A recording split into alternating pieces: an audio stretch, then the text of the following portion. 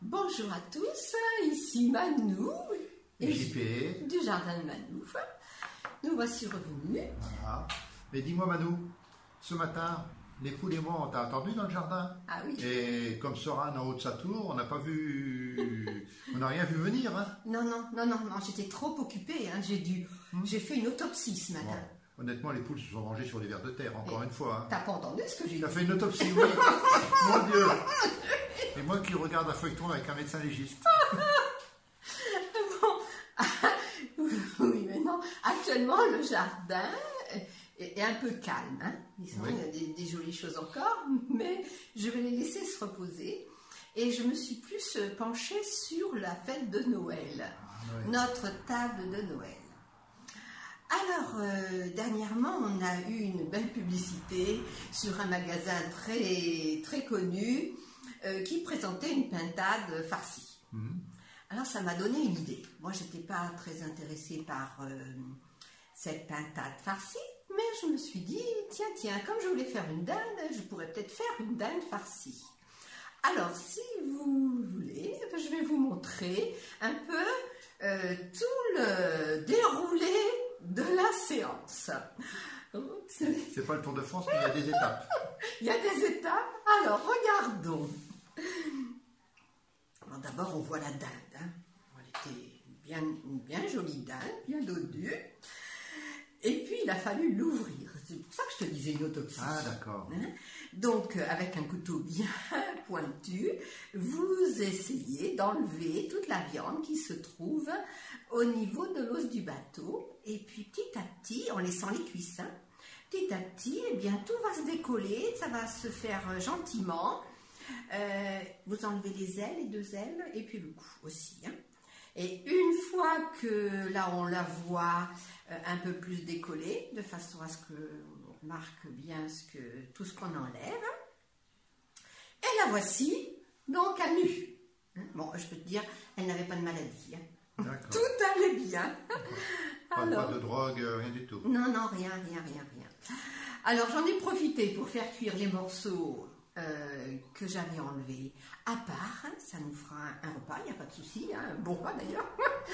Et puis, voilà, j'avais acheté morceaux de blanquette de veau, un peu de gras de porc, de la poitrine de porc, oignons, le foie de cette fameuse dinde, du persil, et j'ai mixé tout ça.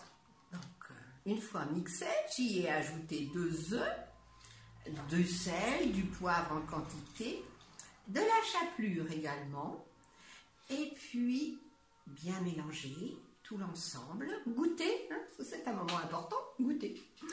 Et puis ensuite, j'ai rempli ma dinde, mais ça ne s'est pas arrêté là, parce que regarde un peu, au milieu, j'y ai mis un foie gras que j'avais également. Oui, ça ne devrait pas être mauvais. Ah, hein. tout à fait. Ah, oui, tout à fait. Donc, ensuite, ça a été l'opération chirurgicale. Il a fallu tout recoudre. Ouais. Tout recoudre. Et... Tu n'as pas besoin de mettre la dinde sur un patron. Non. Sur un mannequin. Pas des... Non. Ça a été, la couture a été assez facile. Et puis voilà, elle est partie au congélateur. Ouais. Et on n'aura plus qu'à savourer. Ça va être... Ouais, ça devrait être bon quand même. Hein. C'est que des bons produits, donc en principe, on devrait se régaler. Ça peut le faire. Alors aujourd'hui, c'était la dinde. Je vous reparlerai d'autre chose une autre fois. Et toi, alors, tu ne parles pas d'autopsie, toi? Non, moi je ne parle pas d'autopsie, je vais parler de tradition. Après Sainte-Barbe, je vais vous parler de Saint-Nicolas. Ah oui, tu es dans les saints. Je suis dans les saints, saints et saintes. Saints et saintes, oui. Saint-Nicolas qui est surtout honoré chez nous en France, en Lorraine, hein, Lorraine et Alsace. C'est pas un saint local puisque c'est un saint international, mais là en France, les gens des Landes connaissent très peu Saint-Nicolas. Oui, c'est vrai. Sauf si ce sont des Lorrains immigrés. Ça peut arriver. Donc Saint-Nicolas c'est un être bien réel puisqu'il est né en 270 en Lydie, maintenant en Turquie, et il est mort en 310. D'accord, donc on est sur un personnage, enfin une personne. Il est réputé il est surtout connu par ses miracles, vrais ou... Mais ses miracles, en particulier celui de la résurrection de 3 enfants. Oui. Et c'est comme ça qu'il est devenu le patron des enfants. Donc Saint Nicolas est le patron des enfants, mais il est aussi le patron Je vous donne la liste de nombreuses corporations ou groupes, donc les enfants, les prisonniers, les avocats, les kinésithérapeutes, les ergothérapeutes et encore les célibataires. Ah, d'accord. Voilà. Donc c'est le saint patron de la région Lorraine, chez nous en France. Et Hein. oui. C'est le patron des écoliers, des enfants, donc des bateliers et des mariniers, des navigateurs en général. Ceux qui sont en ce moment sur le Vendée Globe, doivent le prier de temps en temps pour avoir une mer calme et bon vent.